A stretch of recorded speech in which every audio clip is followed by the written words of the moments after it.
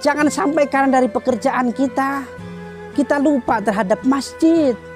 Jangan sampai terhadap pekerjaan kita tidak mau pergi ke masjid. Jangan sampai kita alasan disibukkan dengan pekerjaan kita tidak mau meramaikan masjid. Assalamualaikum warahmatullahi wabarakatuh. Bersyukur kepada Allah Subhanahu wa ta'ala dengan mengucap alhamdulillahi rabbil alamin. Bersolawat kepada Nabi dengan mengucap Allahumma salli ala Sayyidina Muhammad wa ala ali Sayyidina Muhammad. Saudaraku yang dimuliakan oleh Allah Subhanahu wa ta'ala, shaimin, shaimat dimanapun Anda berada. Salah satu kewajiban bagi seorang muslim, baik itu muslim laki-laki ataupun muslim perempuan, adalah mengimani terhadap hari akhir. Percaya atau tidak percaya, yang namanya hari akhir pasti akan datang. Hanya saja manusia itu tidak bisa memprediksi kapan hari akhir itu datang, kapan hari kiamat itu datang. Tetapi ingatlah wahai engkau yang dimuliakan oleh Allah Subhanahu wa ta'ala, yang namanya hari akhir itu pasti akan terjadi dan menimpa bagi kita semua. Hari akhir itu bukanlah akhir daripada sebuah kehidupan, tetapi hari akhir adalah proses awal manusia menuju kehidupan baru, akan selamat atau tidaknya, akan celaka atau bahagianya. Karena apa? Manusia mempertanggungjawabkan segala apa-apa yang ia telah lakukan ketika hidup di dunia. Wahai engkau yang dimuliakan oleh Allah Subhanahu wa ta'ala, sehingga ketika kiamat ini sudah berakhir, manusia dari zamannya Nabi Adam alaihissalam sampai umatnya Kanjeng Nabi Muhammad sallallahu alaihi wasallam akan dikumpulkan di arah-arah padang mahsyar. Semua kumpul menjadi satu dan semuanya mempertanggungjawabkan apa-apa yang telah ia pernah kerjakan ketika sewaktu di dunia. Saudaraku yang dimuliakan oleh Allah Subhanahu wa ta'ala, ketika itu matahari didekatkan dengan kita hanya satu jengkal saja. Tidak ada perlindungan, tidak ada pertolongan. Manusia kepanasan, manusia sibuk mencari ke sana ke sini dan lain sebagainya. Sehingga sampai dalam Al-Quran diterangkan, yauma yafirrul mar'u min akhihi wa ummihi wa abihi wa sahibihi wa bani. Yauma yafirrul mar'u min akhihi, mereka semua itu pada berlari. Mereka tidak kenal lagi dengan saudaranya, ibu tidak kenal lagi dengan anaknya, anaknya tidak kenal lagi dengan pamannya. Karena apa? Mereka itu sibuk mencari tentang kemaslahatan daripada dirinya.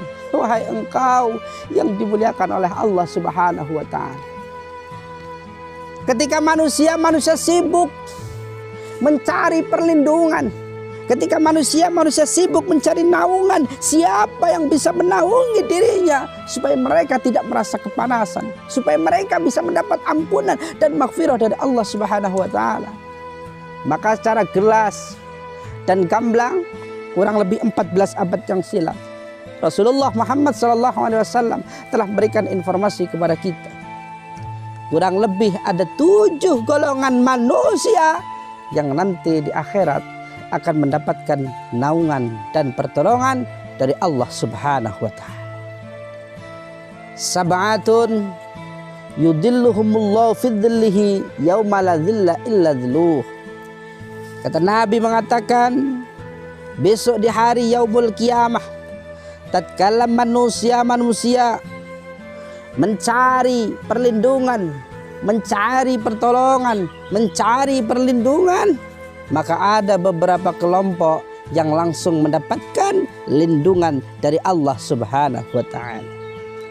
Siapa mereka? Yang pertama adalah al-imamu adilun, imam yang adil. Imam bisa diartikan sebagai pemimpin. Adil adalah menempatkan segala sesuatu pada tempatnya, tawasud yang berada di tengah-tengah. Imamun yang adil bisa diartikan nanti lingkupnya terhadap pemerintahan, baik itu dimulai dari RT, RW, lurah, camat, gubernur, bahkan sampai presiden. Kalau semuanya ini bisa menempatkan segala sesuatu pada tempatnya, bisa berlaku adil terhadap masyarakatnya, insya Allah besok di hari Yaumul Qiyamah orang-orang tersebut, pemimpin-pemimpin tersebut akan mendapatkan naungan dari Allah Subhanahu wa ta'ala.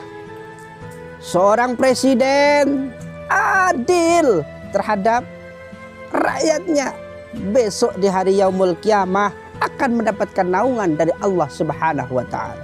Seorang camat, seorang bupati, seorang RT, RW bisa berlaku adil terhadap masyarakatnya, insya Allah besok di hari Yaumul Qiyamah akan mendapatkan naungan dari Allah Subhanahu wa ta'ala.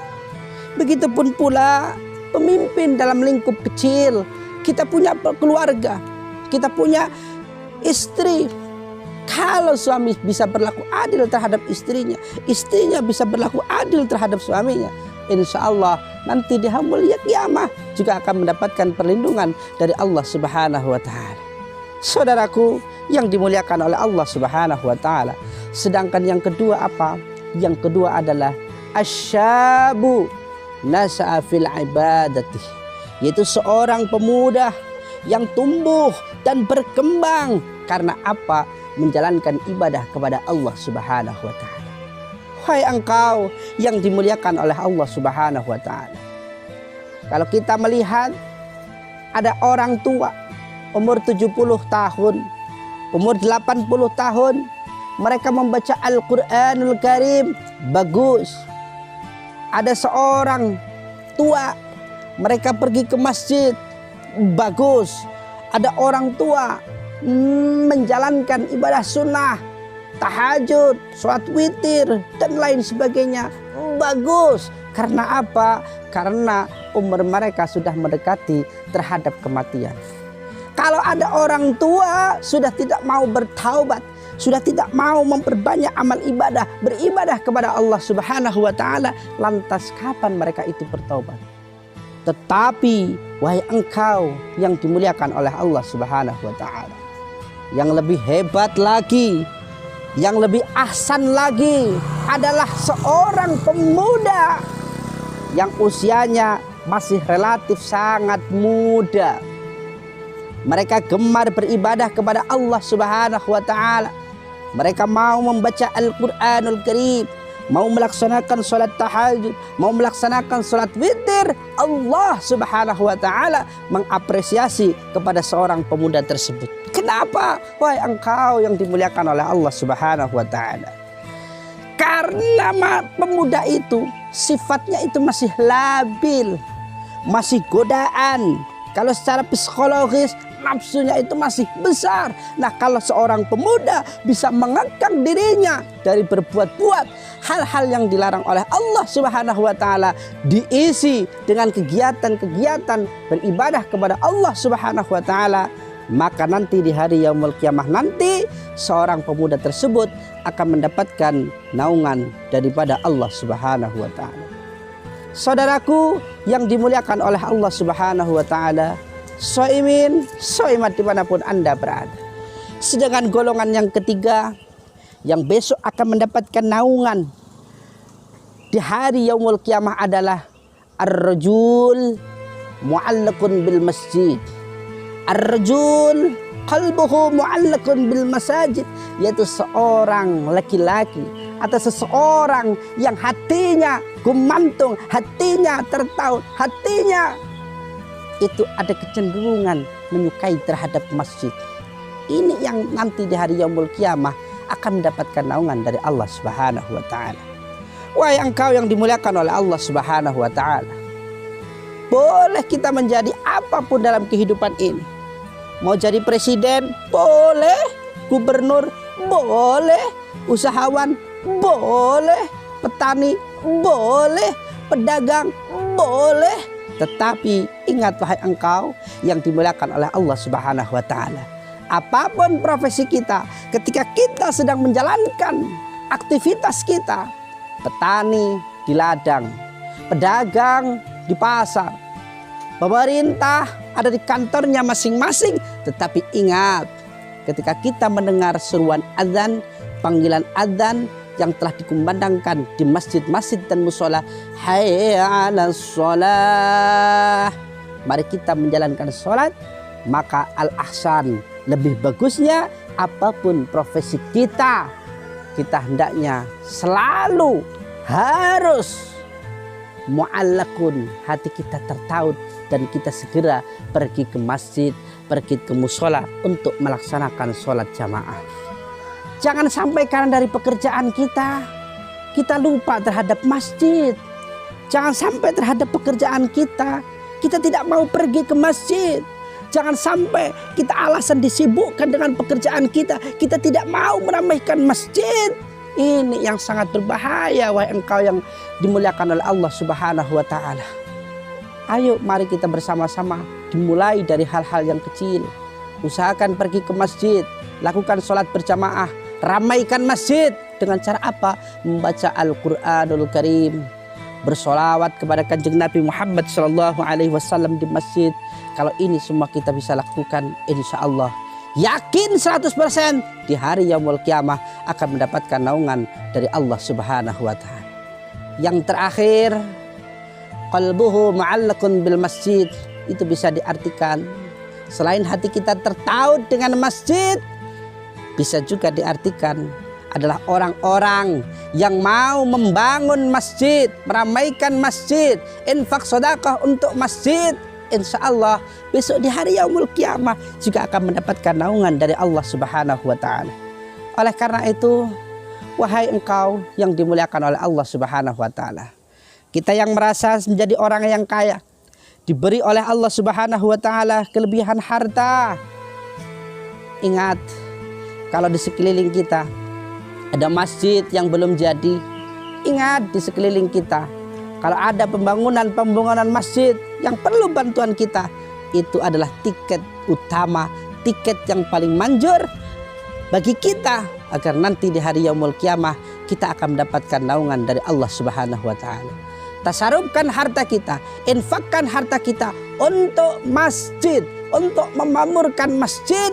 Insya Allah kulolan panjenengan sedaya besok di hari yaumul kiamah akan mendapatkan naungan dari Allah Subhanahu wa taala. Wahai engkau yang dimuliakan oleh Allah Subhanahu wa taala, shaimin, shaimat dimanapun Anda berada.